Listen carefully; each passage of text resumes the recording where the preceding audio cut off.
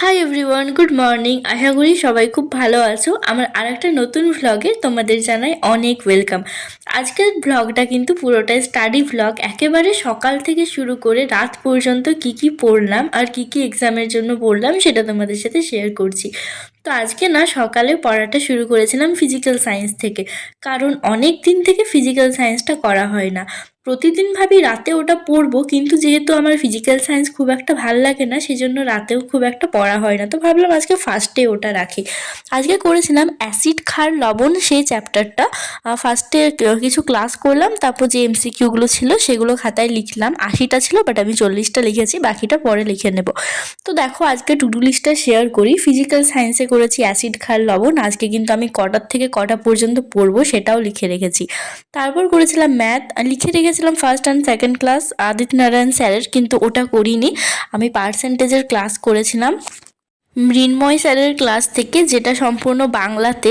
ফার্স্টে ভাবলাম যে ম্যাথটাও হিন্দি থেকেই করব, কিন্তু যেহেতু আমি ম্যাথ খুব একটা বুঝতে পারি না, সেজন্য ভাবলাম এখন যদি হিন্দিটা করি তাহলে খুব অসুবিধা হবে।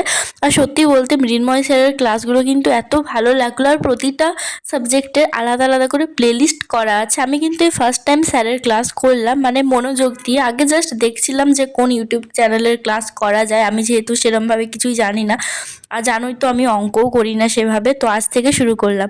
আর আগের ভিডিওতে বলেছিলাম যে সরস্বতী পূজার পর থেকে অঙ্কটা শুরু করব, কিন্তু পরে করব করে না শুধু ওই পরেই হতে থাকবে, সেই পরেটা আর কোনো দিনই আসবে না।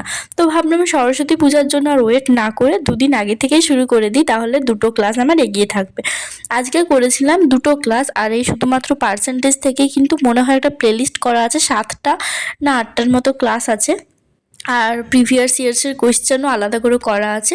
আজকে ফার্স্ট যে দুটো ক্লাস করেছিলাম ওটা একেবারে বেসিক লেভেলের ক্লাস, যেটা কিন্তু আমার খুবই ভালো লেগেছে, কারণ আমি ম্যাথ সব ভুলে গেছি। আমাকে এখন একদম বেসিক থেকে শুরু করতে হবে।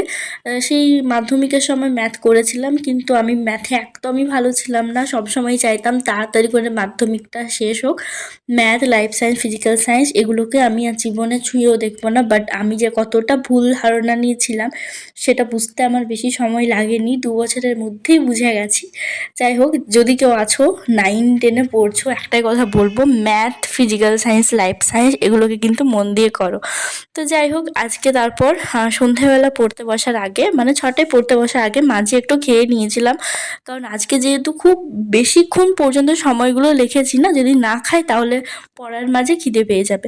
তো দেখো, আমাকে না আগের ভিডিওতে একজন কমেন্ট করেছো যে তরুণ গোয়েলের বইটা কেমন, তার একটা রিভিউ দিতে। তো রিভিউর একটা আলাদা ভিডিও যদি চাও আমি বানিয়ে দেবো পুরো ডিটেলসে। তো এই ভিডিওতে একটু ছোট্ট করে বলে দিই, যেটা অনেকের কাছে শুনে থাকবে, যে এই বইটাতে নাকি অনেক ভুল আছে। তো এটা আমিও প্রথমে শুনেছিলাম, তা সত্ত্বেও কিন্তু আমি বইটা কিনেছিলাম। কেনার পর প্রথম মনে হচ্ছিল শুধুই কিনতে গেলাম, সত্যিই ভুল আছে। কিন্তু যখন পড়ছি ডিটেলসে তখন বুঝতে পারছি ভুল কিন্তু নেই, মানে তথ্য ভুল দেওয়া কিন্তু নেই, খুব কমই তথ্য ভুল দেওয়া আছে। যেটা ভুল হচ্ছে সেটা হচ্ছে ভাষাগত ত্রুটি, কারণ বইটা কিন্তু সম্পূর্ণ ইংরাজি ভার্সন, সেটাকে একেবারে পুঙ্খানুপুঙ্খভাবে ট্রান্সলেট করা হয়েছে, যেমন আমরা গুগল ট্রান্সলেটারে করে থাকি অনেকটা সেই রকম। সেই জন্য কিন্তু ভাষাগত ত্রুটি হয়ে গেছে, যেটা কিন্তু এটা কিন্তু হয়েই থাকে, কারণ পুরো একটা বই ইংরেজি থেকে বাংলাতে ট্রান্সলেট করলে অবশ্যই ভুল ত্রুটি থাকবে। আর একটা কথা, সমস্ত বইয়ে কিন্তু কিছু না কিছু ভুল থাকে, এমন একটা বইও নেই যেটা সম্পূর্ণ নির্ভুল। কিন্তু সেই সব কথা মাথায় রেখে আমি নিজের কথাই বলছি, ভুল আছে, কিন্তু আমি এখন এটা পড়ে বুঝে গেছি যে কিভাবে পড়তে হবে। ভাষাগত ত্রুটিটা কিন্তু পড়েই বুঝে যাওয়া যায়, আর কোনটা ঠিক সেটাও বুঝে যাওয়া যায়। এরপর আসি তথ্যের ব্যাপারে। তথ্যে কিন্তু খুব বেশি ভুল নেই, আমার চোখে কিন্তু পড়েনি। আমি এখনো পর্যন্ত যেগুলো পড়েছি তথ্য খুব বেশি ভুল পাইনি। হ্যাঁ, একটা পেয়েছিলাম, যেটা হচ্ছে আত্মীয় সভা কবে প্রতিষ্ঠা হয়েছিল, এটা আমার জানা ছিল। তো ভাবলাম আমি একটু গুগল করে নিই, ওটা যে ভুল পেয়েছি তারপর থেকে কিন্তু আমি কয়েকটা জিনিস গুগল করে নিই। তো তোমরা যদি বইটা কিনতে চাও কিনতে পারো, কারণ খুব বেশি তথ্য কিন্তু ভুল দেওয়া নেই।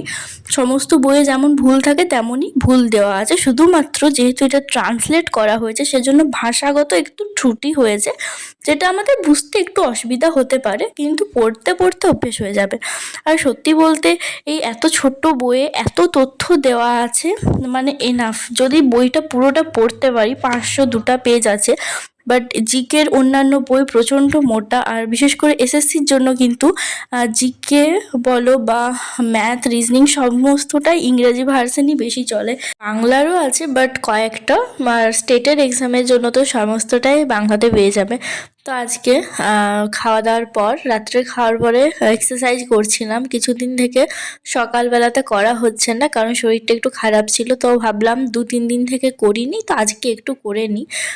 এক্সারসাইজ করলে কিন্তু বেশ মাইন্ডটা ফ্রেশ লাগে। আর আমার কিন্তু সমস্তটাই হয়ে গেছিলো পড়া, শুধুমাত্র বাকি ছিল লাইফ সায়েন্স, যেটা একদম লাস্টে রেখেছিলাম 2 ঘন্টা, 12টা পর্যন্ত। আজকে ছিল বংশগতি।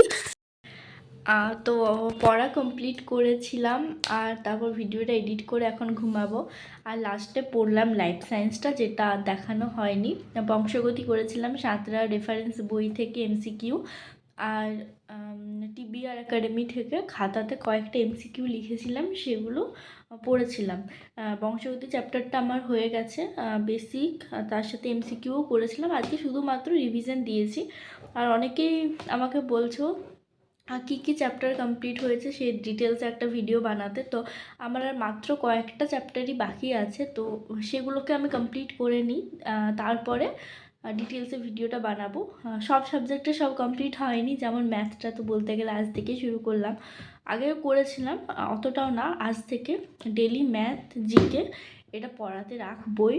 তারপর বাকি যে ডেলি 4টা সাবজেক্ট পড়ি, ম্যাথ আর জিকে থাকছে, বাকি দুটো অল্টারনেটিভ করে রাখবো। ইংরাজিটাও পড়তে হবে, ওটাই ইম্পর্টেন্ট। এখন মনে হচ্ছে 24 ঘন্টা সময়টা যেন কম পড়ে যাচ্ছে, আর একটু বেশি হলে ভালো হতো। তো যাই হোক, আমার লাইফ সায়েন্সটা 2 ঘন্টা পড়া ছিল, কিন্তু 2 ঘন্টা পড়তে পারিনি, 1 ঘন্টা পড়েছি 11টা পর্যন্ত। তারপর এই ভিডিও এডিট করতে 11:30। তাড়াতাড়ি ঘুমাবো আজকে 12টার মধ্যে, কাল চেষ্টা করবো সকালে ওঠার। তো ভিডিওটা আজকে এখানে শেষ করছি। সবাই খুব ভালো থেকো, সুস্থ থেকো, আর দেখা হচ্ছে অন্য একটা ভিডিওতে। Bye, good night.